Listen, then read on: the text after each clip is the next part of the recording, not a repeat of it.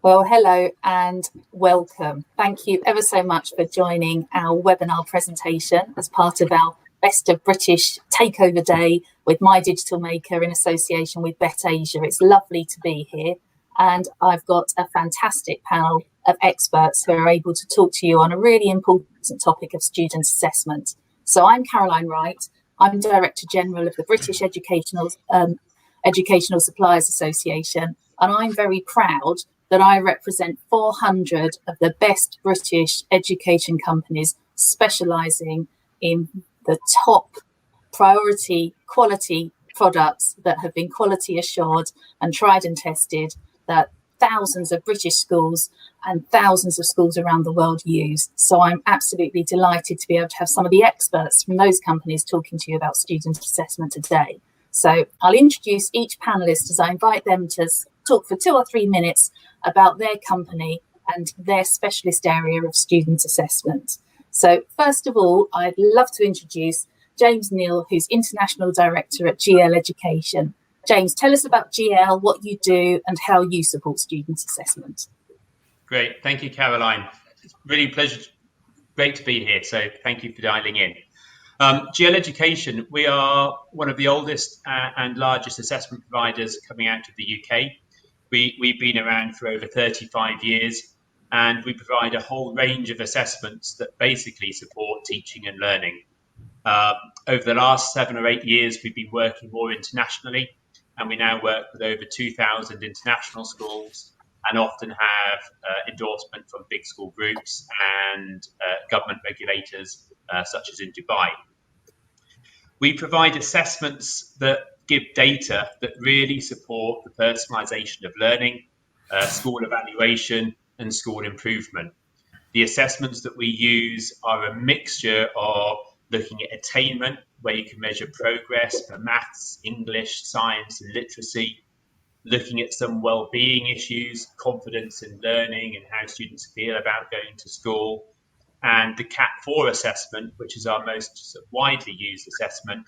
It's a cognitive ability test that supports students' cognition, so how they think, which allows very detailed personalised learning plans to be developed.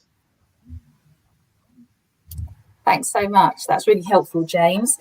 Next, I'd like to come to Alistair Cameron, who's International Development Manager at Just Too Easy. Thanks, Caroline. And again, it's a real pleasure to be here. Thanks for having me. So Just Too Easy is probably a little bit over 20 years young, maybe even 30 if you give or take a few different iterations of various people within the business. We provide online learning solutions, so we're quite a unique mix actually of learning management system, content management system and creativity tools. All online, no matter what the operating system or device it is that you're using, or tablet, or etc., etc. What we do is we provide tools for allowing children to be creative right across the curriculum, for teachers to be able to teach, for children to be able to learn and share what they've been doing. And the priority that we've been focusing on as we develop our products and continue to do so is to make sure that they are super easy for teachers to use and also immediately obvious for children. I suppose the specific focus that we have on assessment is in line with everything that students do. At the core of Just Too Easy is a portfolio system that captures anything that the student does, whether it's in video, audio, drawing a picture, writing a poster, painting making an animation or something like that. And our assessment tools enable teachers to provide feedback in all types, all manners, either in line or against a piece of work that they've been doing, that enables them to sort of push them in their progress and celebrate what they've been doing.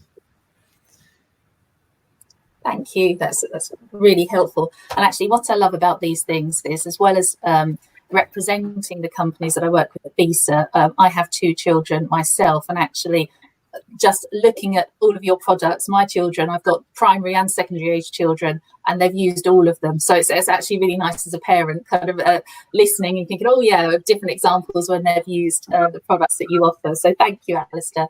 Next, I'd like to come to Charles Wood, who's Director of International at Century Tech. Thanks, Caroline, and hello, everybody. Great to be here. So I look after the international team at Century Tech, which is an AI and education company based out of London. We're an 8-year-old company founded on the premise that we want to deliver personalized education to each and every child based on a whole raft of data. So not just where they're struggling, what they're good at, but how confident are they? How long does it take something to move from your short-term memory to your long-term memory? Looking at retention rates. What type of content is most applicable and useful for you as a student? So we really think that we're disrupting the way in which content is now being delivered to students. And we've had a huge uptake over the past 9 months with over 4,500 inquiries from schools around the world looking for support from us. We currently operate in 45 countries around the world, and that is with a whole raft of international schools covering many curriculums, as well as government whole country rollouts in partnership with Ministry of Education. And we're really excited about how students, teachers, and parents can benefit from low-stake formative assessments to try and give a more rounded picture of not only how the student is performing against the benchmark of the curriculum, but what sort of access are they having, or what ways are they learning best from the content that we're putting in front of students. So really excited to be here today and talk about assessment, as this is something which we think is our bread and butter. Lovely. Thank you so much, Charles. And last but definitely not least, Dr. Abdulhamid Al-Fadali, who is the Executive Chairman of the DETP Leaders Academy and also representative of Discovery Education in Malaysia. So very warm welcome to you, Dr. Al-Fadali. Thank you very much, Caroline. Hello, everybody. I'm really delighted to be here. Well, I'm the chairman, the executive chairman of Task Group and TPLA Academy. Task is Talim Education Service and Consultations, with branches in Egypt, Saudi Arabia, Malaysia, Canada, and USA. Basically, our group actually is concerned about establishing, or can say, starting up and managing international schools. And we did that for more than 24 schools across 16 years. In the Middle East and in Malaysia as well. This is our core interest, actually, which is to start up international schools and manage them and run them and so on. So in order to do that, there were a lot of things we have to do so that we are successful in our task. So we had to take care of a lot of other services that that would help us manage the schools that we started very well. So we started a teacher training program, and we got accreditation for that of so many bodies, including American accreditation agencies and some universities in Malaysia as well. And we also helped authoring a series of books for Pearson. And we did a kind of accreditation framework for schools that enables schools to get the accreditation and prepare for the accreditation easily. We've done that to more than 50 schools in those countries that we work in. Recently, we represent a Discovery Education in Malaysia. We are the exclusive representative of Discovery Education, and needless to say, our Discovery Education is considered to be the leading digital education nowadays, and you know, it exists in more than 180 countries, territories, and regions, with around 70 million students and more than 5 million educators in Discover Education Network. You know, really, Discover Education is a big plus that we already have recently, and we are very proud of the kind of assessment that Discover Education is providing, which is highly relevant to today's topic. So we hope that we can do something in assessment this way today with the higher education and the others. Thank you very much. Thank you. That's incredibly helpful to hear about all of your companies and your areas of expertise. Now, student assessment is important at any time of the year, whatever phase of education you're working in. But I think the last 6 months and the last year around the world has really brought into sharp focus the role that assessment can play in helping support schools as they tackle the return to school of students after the period of school's lockdown and the move to potentially periods of homeschool learning as blended learning in and out of school. So I'd just be fascinated to hear some of your thoughts and insights into the schools that you work with, the schools and colleges, thousands of them that you work with around the world.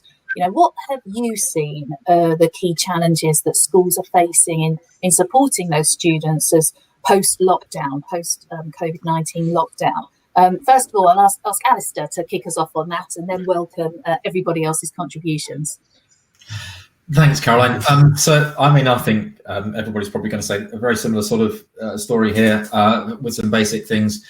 Some of the things that our schools have been mostly concerned about, where their children are at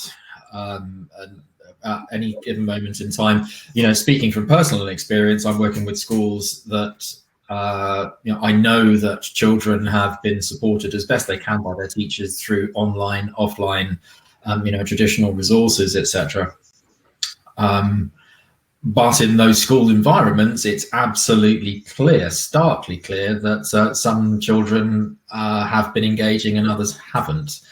So, at the point where we're going from where England has been in terms of lockdown to coming back to school to then going into, phased approaches of going into the classroom. And, I know particularly that, Malaysia is now facing a third phase of measures of quarantine, or it's not a competition, I know, but the simple challenge of the fact of the matter is that you've got all these children at different points in time. How do you get to measure on a class by class basis where you might have, in some certain examples, 50, 60 children in a class? How do you know how effective your teaching practices have been for the last 6 months? And what do you do to identify the gaps, and how do you build on that in the short space of time that we've got in order to capitalize on teacher face-to-face time? Absolutely, really good points. I mean, I'll open this up. What are your other views on this? Yeah, actually, we consider that it would start. Actually, the lockdown is not finished yet.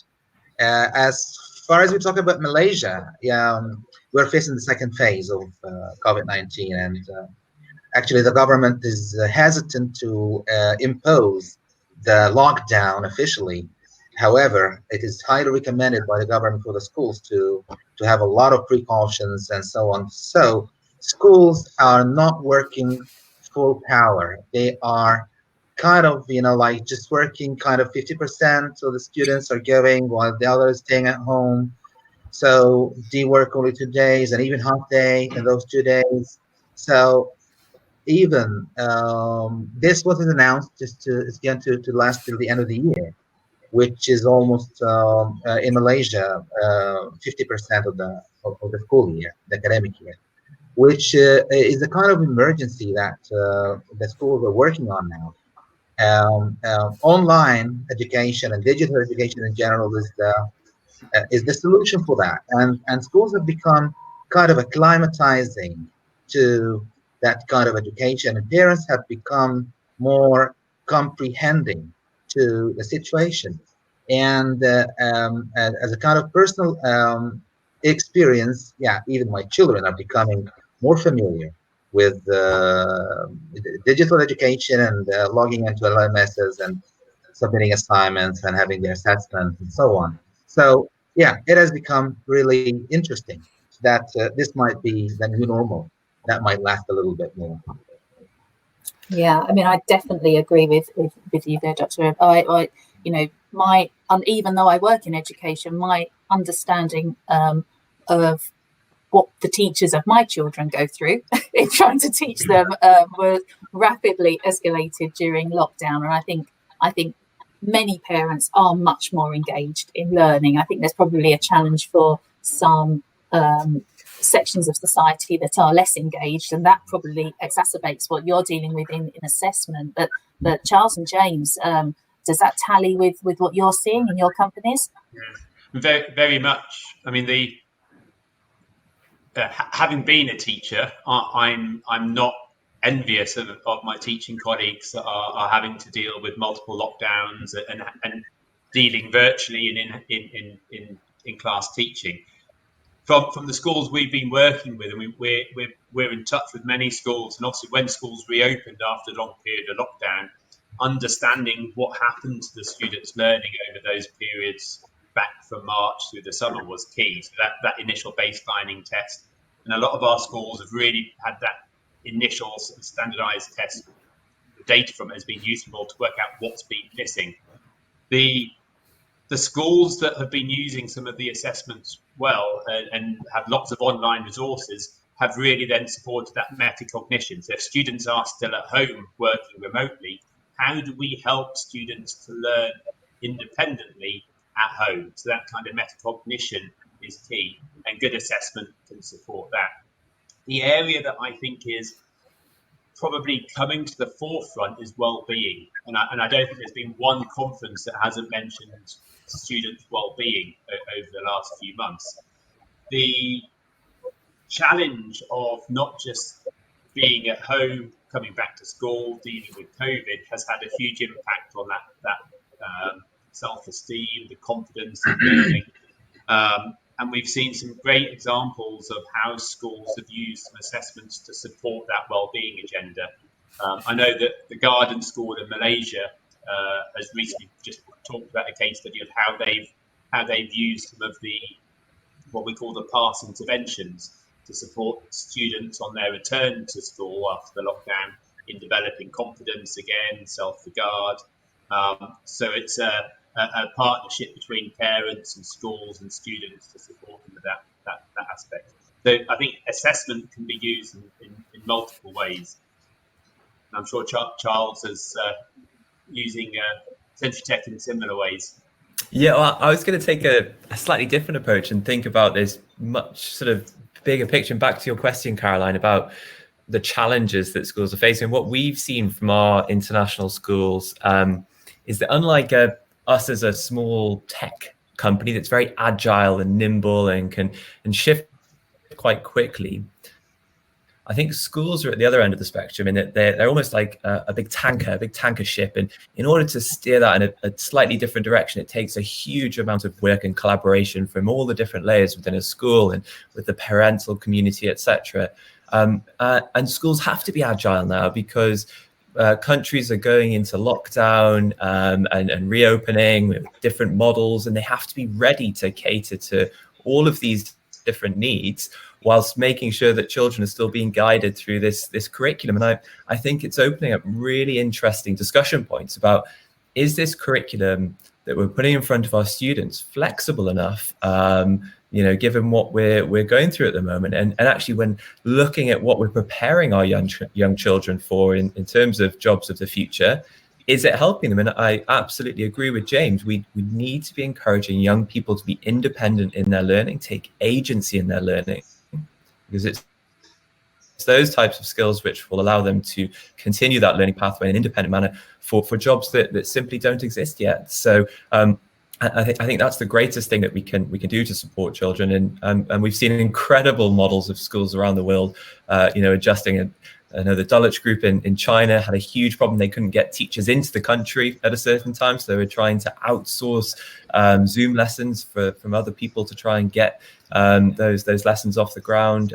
We've seen other countries that have been on complete lockdown since February and not reopened their doors and don't have the infrastructure to connect students through digital means. So I think schools, the biggest challenge they face is being agile and adapting in an agile manner.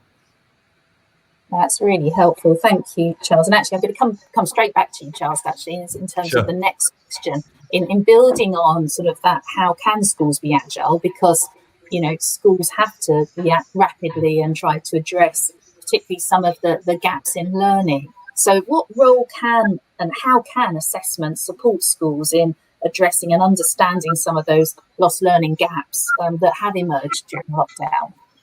Well, I'll give you an example from our context. So we deliver mathematics, English and science for Key Stage 2 to 4 on an adaptive learning platform. And it's not just assessment, it's content as well, mini lessons that are presented to students in an adaptive way based on their needs. And if you think of a sort of traditional textbook or digital resource, you might have year 3 mathematics, year 4 mathematics, or maybe Key Stage 2 mathematics. We've taken a slightly different approach, and the example I'm going to talk about is in secondary. So rather than having a year 7, a year 8, and a year 9 course, we have a foundational and higher mathematics course that spans from upper year 6 all the way through to year 11. And the benefit of having that breadth is that you could put a student on that any year group from year 7 to 9 or 11, and the system will pinpoint what they know, what they don't know, whether there's misconceptions that lead back from their primary years, or whether actually they need stretching and challenging in areas that are above their grade level.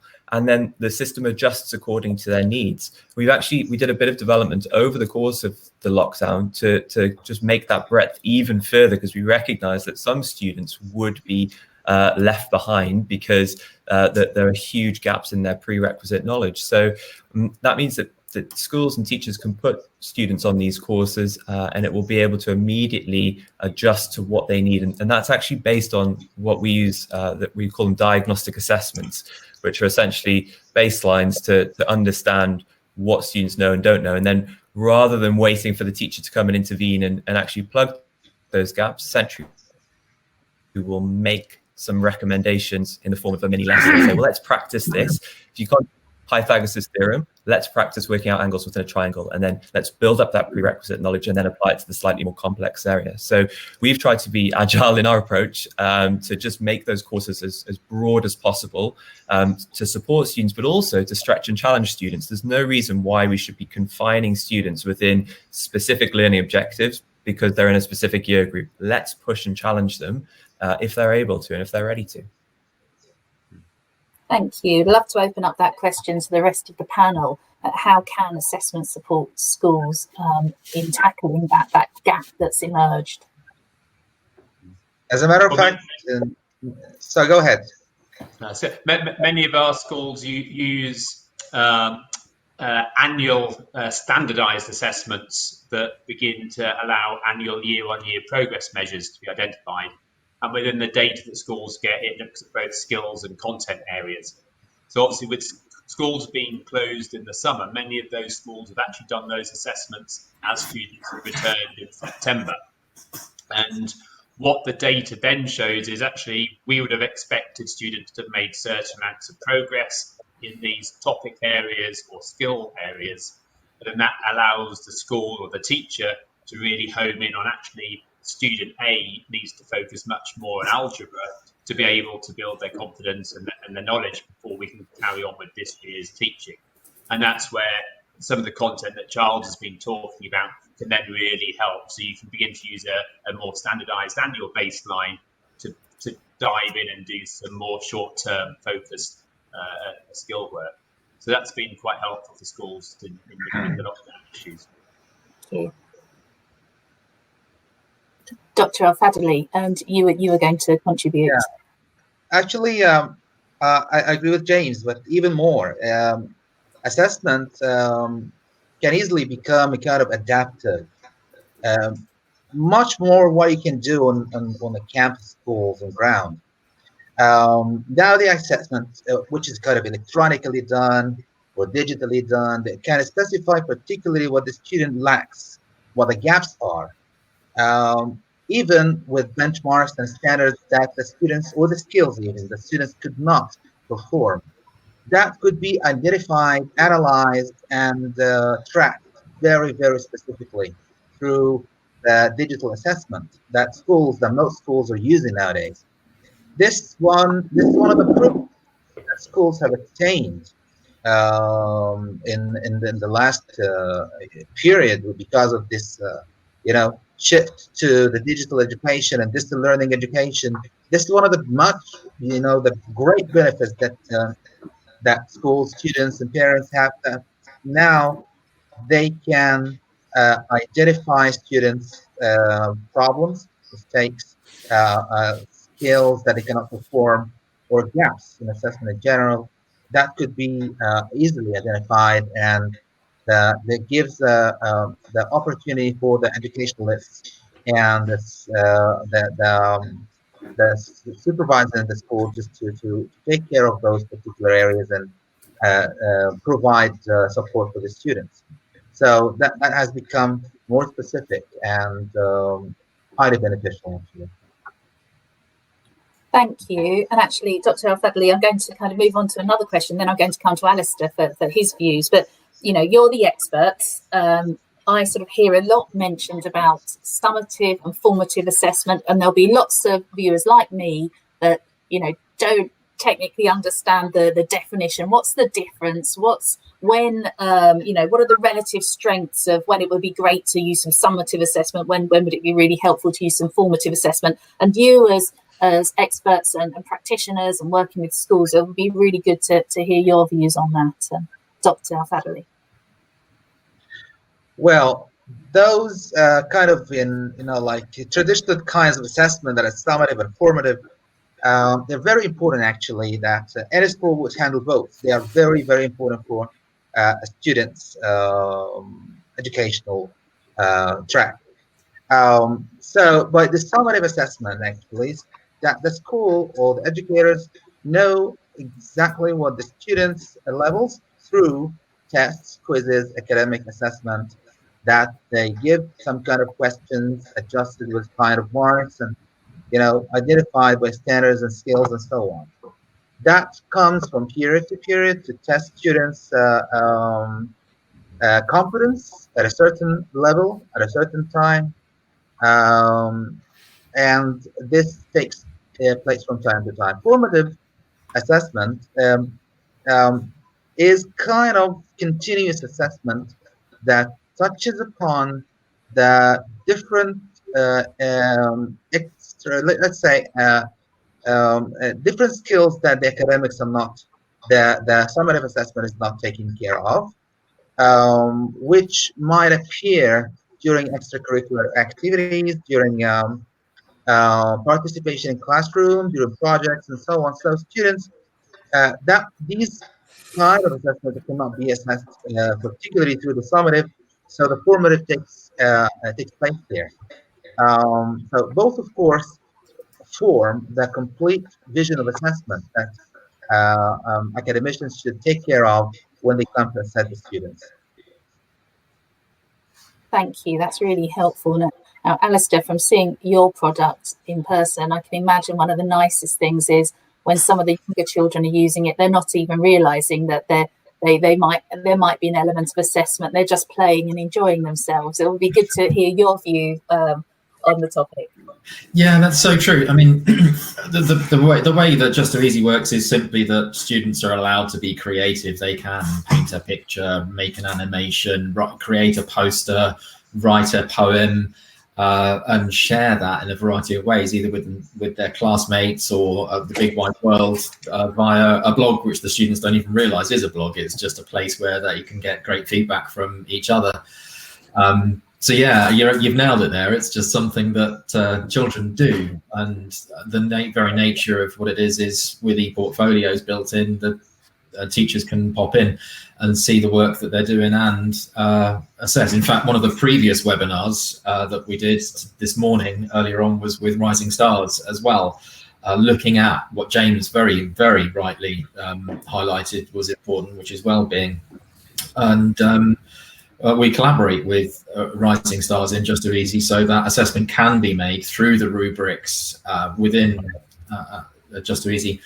Not that the students are ever aware of it, but you can build up a really good picture of where children are and where they're going, where they need to go.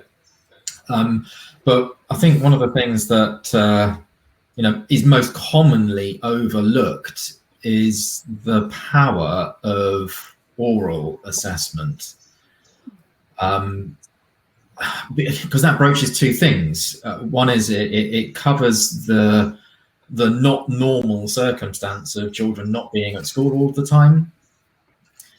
And it also, so it gives that two-way interaction potentially for children to hear their teacher, and they do place so much emphasis on the validation that a teacher provides to children, to their pupils. That's actually, as one of the people from NTU earlier on said, it's built into students' minds that the most important feedback is from the parent, is from the teacher, and that's the one that they should be listening to most. In order to get that in oral format is both empowering to the student and also for the teacher. But in terms of oral assessment as well, the ability for a student to be able to present what they have been doing at any phase, whether it's in kindergarten, middle school, or secondary school, especially for the language arts, I think it's pretty critical for a child to present what they've been doing orally, for teachers to be able to listen to pronunciation, grasp of language, new vocabulary, etc., and good practice of that, and also to be able to have that formative, as Dr. Abdulhamid has been saying, that formative approach of the continuation of feedback and feed forward and feed up and all those kinds of different things is a vital component of the assessment process. Fantastic, thank you. Charles and James, do you have anything you'd like to add?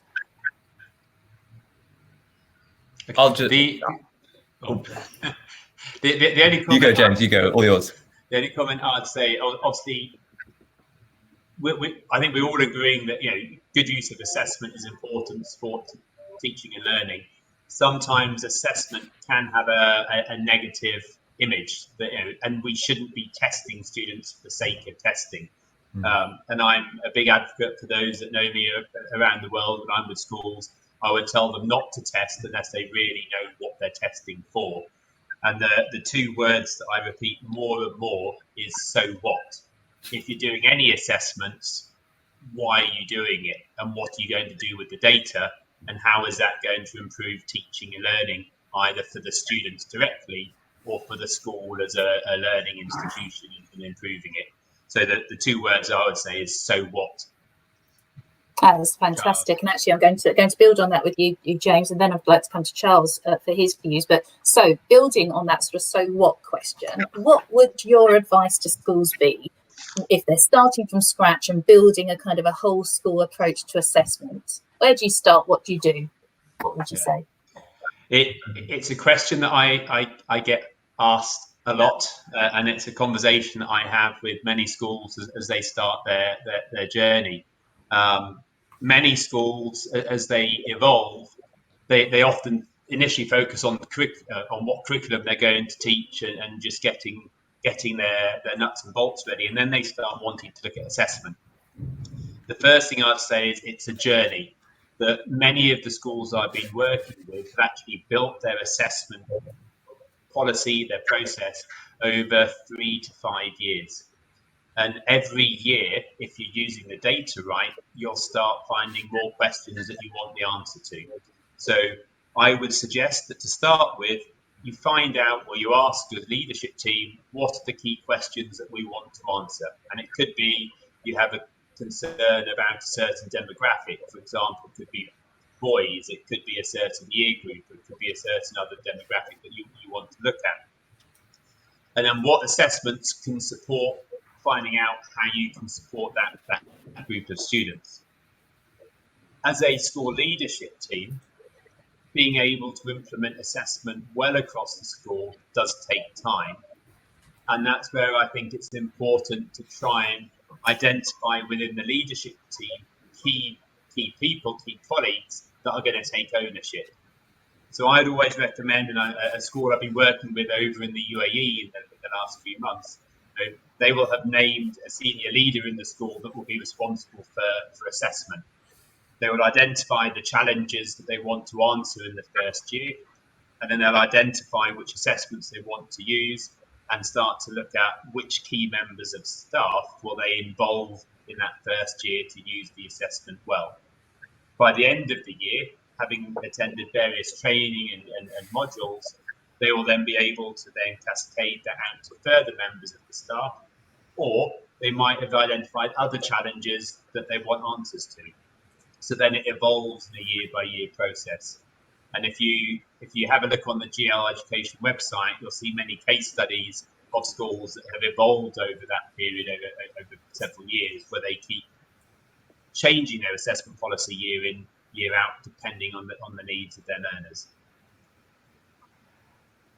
Thank you. That sounds incredibly helpful. And actually, since I've worked at BESA, what I've become increasingly more aware of is actually the way that commercial companies can really help support the policy development and the implementation in schools, because you're seeing so many different examples and working with so many different schools around the world and in particular countries. Actually, you can help support and be that sort of expert advisory service in a way as schools are grappling with some of those issues.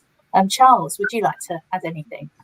Yeah, I mean, I'd echo what James said and what was mentioned before about this idea that assessment is quite a nasty word, and whether you're a teacher, a parent, or a student, it can have different connotations, but it's not generally viewed as a positive thing. And I think actually having that open discussion and regular use of formative assessment in a school ecosystem is very important, because whilst Dr. Abdullah really explained the difference between the two types, I think I can only highlight further this idea between high stakes and low stakes. So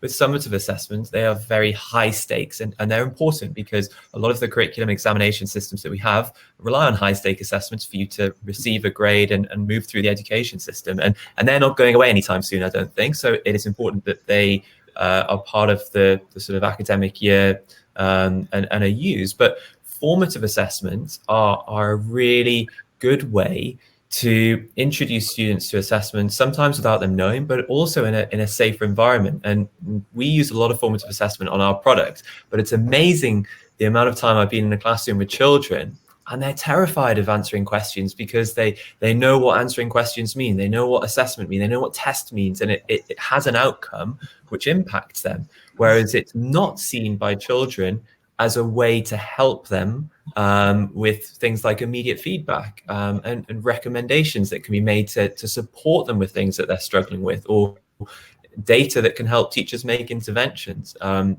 so if I was starting out as a brand new school, if I was part of the leadership team, I'd think about how are we going to communicate this idea of assessment to our community, our parents and our children, and how are we going to make it something which isn't viewed as this nasty thing that they go through, because it's very important. Yeah, that would be my approach. Thank you. Any other thoughts on that? Yeah. Sorry, Doctor. Okay, thank you. I think one of the other things that I mean, I'm by no means an expert. I'm in a field of absolute experts here, so I'm just an outsider on this. Put that marker in there just quickly. But I think one of the things that we should put into this discussion is also the importance of assessment to improve teach practice, and an opportunity to look at where teachers can improve on the delivery of the curriculum. And that's probably something that needs a lot of focus at the moment, where the whole situation around coronavirus and lockdowns, etc., are changing the way that schools operate very, very quickly. So for an opportunity for teachers to evaluate best practice, what works, what doesn't work, is something that does need that whole mix too. Thank you. Doctor? Okay. I agree with Charles and James, particularly with the views about assessment and more to add about, with relevant to your question, Caroline, um, how to make a kind of assessment for the school. When you start up a school, we have to think of it as part of the educational process. Actually, it's not separable, and even it's not negligible. Um, when we build academic process for a school, there are three areas that particularly any academic board should take care of, which is the instruction, curriculum, and assessment. So that part of assessment, that part of the academic life of the school, students, parents, all the stakeholders, is part of a whole. It should be highly integral with the curriculum and instruction. And schools should start with doing something what technically we call the assessment strategy. So that strategy is built upon a lot of things that the school has that might be different from any other school. So it's a kind of situation analysis that would lead to what kind of assessment would be much better for our students and what kind of assessment would not be that way, and what could be a bit delayed to a later stage. Um, so this is very important actually for schools to think about when they start their academic process for students. The curriculum, instruction, and assessment that is integral part of all the academic life. Thank you. It was really incredibly helpful. I think next question, I'm going to come to you, Alistair, first. Everything that you do as companies, your products, the services, the assessment, the curriculum offer you have, it's incredibly helpful. But how do you go about, the world is a very big place. There are different cultural needs and requirements. How do you go about developing your products to make sure both that it fits the social and cultural context where you're working, but also that it doesn't, unintendingly discriminate against particular groups because of a certain way that the product's delivered? That must be incredibly challenging, and it'll be very interesting to hear your thoughts on that. Yeah. There's a lot of hard work that goes on in the development phase of products like all of ours that try to overcome some of those challenges. For us particularly, we are really fortunate in the way that we have developed our products, and the fact that we are, despite a large customer base of all of the schools in London, Wales, Vietnam, Birmingham, states in the US, etc. We're able to be quite agile in terms of how we provide that offer. So what we've actually done is sort of built our products in a way that can fit a particular market according to the language that is most commonly spoken. So if a learner is in Malaysia, they'll be able to click on the Bahasa Malay flag and then be able to have the national curriculum available to them, so that assessments can be pulled in from the curriculum. It's no easy feat, really, because there's so much to it. And if you like a learning platform like ours is, and a content platform like ours is, we need to incorporate every single element of every single part of the curriculum at every stage of education, primary, secondary, and all the grades. It's an enormous beast, and it needs to be translated, and it needs to be interactive, and then reports need to be pulled. But fortunately, we've developed the system so that as new countries come on board, we can pull all of the data in quite quickly, and 2 or 3 months later, we've got a system that's ready to go for a new market, which we've just done for example, for the Chilean national curriculum. Wonderful, thank you. And actually, Dr. Al-Fadli, I'd be fascinated in your view. You're working in Malaysia. You're working with a number of companies, specifically Discovery, which when you gave your introduction, I can't remember, was it 170 countries you said it's working in? I mean, how do you make that adaptable for your needs in Malaysia? Well, Discovery Education, it has a long journey in education, starting in 1995, and it used all the resources that are curated from the Discovery Channel and in cooperation with NASA and so on. So actually, Discover Education has a kind of wealth of resources. That, as a matter of fact, was kind of that was a resource for curriculum providing companies as well. So with Discovery Education in place, as it is working almost in every country in the world, it had to curate the assessment, the curriculum, the resources, and everything that they have according to so many different cultures, different languages, different inputs from different countries. You can imagine how, let's say, the platform now has more than 45 languages, and you can even filter the resources per the culture and the region that the students are studying from. So everything else is going to be uh, curated with that kind of filter or result you got from the filtering. The assessment that you're going to get, for example, highly relevant to the resources you originally selected for the particular reason, area, region, and standard that you have done in the filtering when it come to select certain kind of resource. So Discover Education deserves a lot of effort actually, and most importantly is in addition to being adaptive with all these cultures, regions, languages, and so on, it is also curated with standards. So they they basically deal with the United States Common Core standards and new generation science standards. So you can even filter with the standards and you can get all those results. Then you can filter again with the culture or the other determiners that you can get more refined results. So working on in Discovery Experience, which is the platform, or you can say the LMS of Discover Education, you can get all those resources once you log in, and the students become part of that world. They really become involved. They relate to that world once they get those resources highly relevant to them. Thank you. It's really helpful. I'm going to come to James and then Charles. So, James, how do you make sure that GL adapts to different places in the world? Yeah, that's a very large question, Caroline, that I could talk for a long, long time on. In summary, obviously we work with over 100 different countries, 2,000 schools.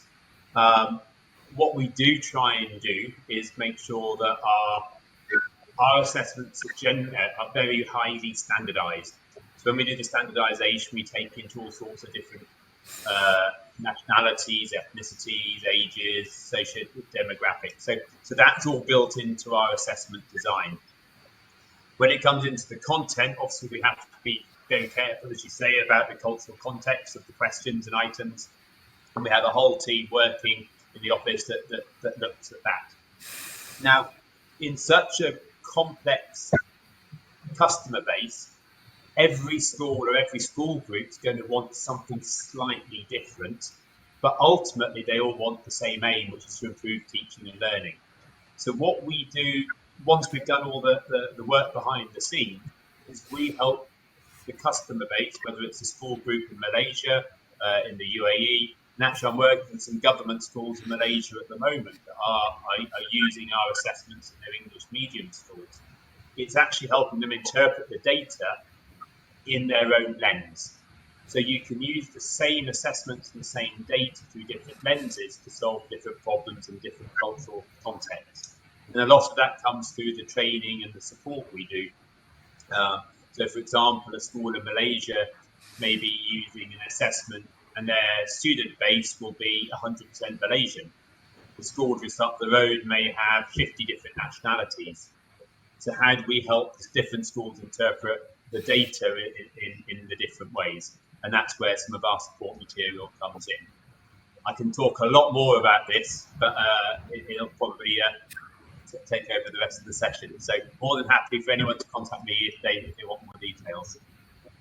Thank you. No, that's really, really helpful to hear. Charles, have you anything to add on that particular area?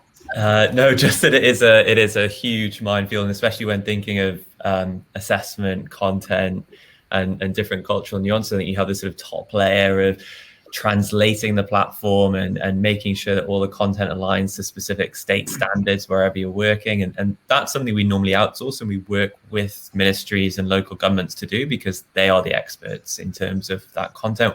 We're the experts in the technology and the delivery of that. There's the really interesting thing that we learned early on in our international journey.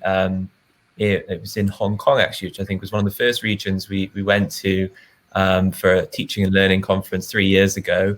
And we got our product into some schools there.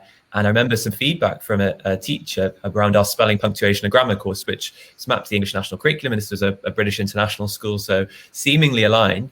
But the teacher quite rightly pointed out that our references to a shed were completely lost on everyone in Hong Kong, because no one in Hong Kong has a shed. Everyone lives in high rises and apartment blocks. And so a shed was a sort of alien concept. And it's things like that inform, and I hope it does inform companies the way that they adjust and make their content more accessible for learners around the world. There's then a British international school in Panama and a British international school in the Cayman Islands and Malaysia are all very different. And sometimes the English national curriculum is tweaked and changed according to those cultural nuances. So I think it's about having, again, come back to this agility and flexibility that your system has to remove and add things and edit things accordingly, which again comes down to the customer support that we have when embedding these tools into schools. Thank you. That's really helpful. And Charles, I'd like to stay with you, actually. I think we've got time for just one more question. So I'll come to each of you on this. And I know it's a theme that has already come up this morning, but we will have more viewers watching this session. And I think it's just so important at the moment is, what role can your assessment solutions and products play in helping support schools with promoting positive mental health and also helping address some of the wellbeing challenges that might be coming to light after the last period? Yeah, so I categorize as two things. Firstly, in terms of digital and technology, I think we're in a fantastic place because we're no longer having discussions with schools about why they should invest in technology. It is now ubiquitously understood that technology needs to be part of that ecosystem. That's great because you passed that first barrier. And so now we can talk about how to effectively use it and not overly rely upon it, which is a much better and more interesting discussion to have with schools. So I think that gives us the ability to have these open forums, and we run a lot of parents' evenings talking to parents about the importance of screen time, about the importance of having those discussions with children, and preparing them to self-regulate. And I think that is something that you can have with young children. You can have it obviously with older children, but it's about communication and being aware of what technology is and how it can be used in a positive way. So I think that's the first thing. I think it's given us a forum to have those discussions. The second thing from an assessment perspective is I think assessment can bolster confidence and independence within our young learners if we change the dialogue around assessment, where it becomes a support mechanism to help them bypass their misconceptions. I know Carol Dweck's work on growth mindset is not having particularly great sort of press at the moment, and I think that's largely because countries like Australia have adopted it en masse, and a lot of it has been diluted. But actually, thinking about positive mindsets is really important for education. And if you understand that you can have a growth mindset, you can overcome and become better at things rather than a fixed mindset of you're bad and inherently bad at mathematics. That's a really important thing to instill in our young learners. One of the worst things that you can say to a child is, don't worry, I was bad at maths as well at your age, because it instills this idea that there's no way they can overcome this idea of being bad at mathematics, which is rubbish. So I think it's hopefully assessment can be used in a positive way if we can just change the angle that we have on it. Thank you. Dr. Al-Fadhili, I'd love to hear your views on that.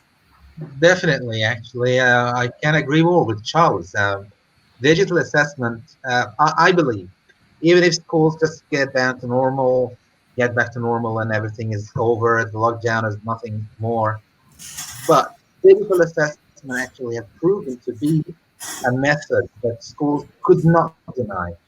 Um, when we think about assessment that we have been doing in schools before that kind of digital, that would be kind of obsolete, really.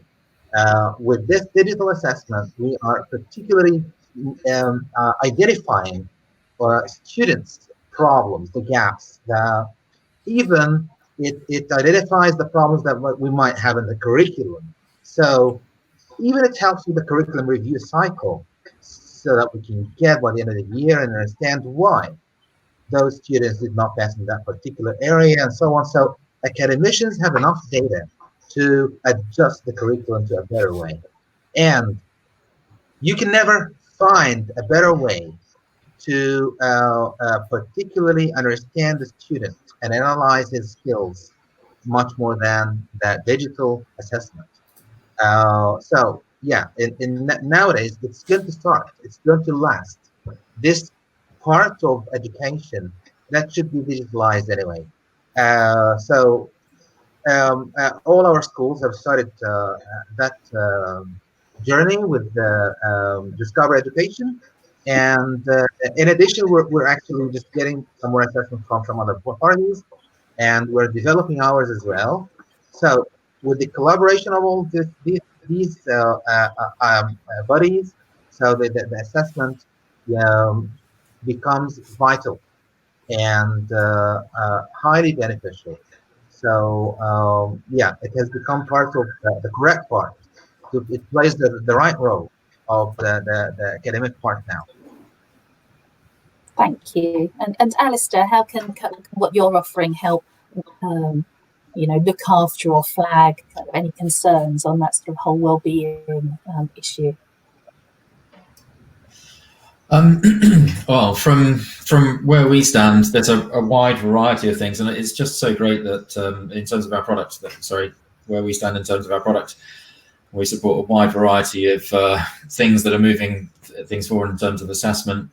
But it is, as everybody's been saying, it's so good that digital is now playing its part in developing students and moving them forwards with assessment.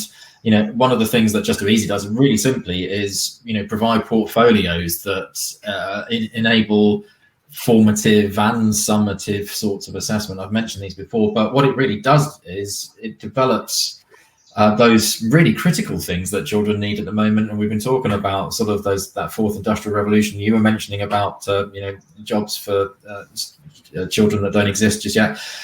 But the portfolios that we provide really do encourage children to develop those soft skills, like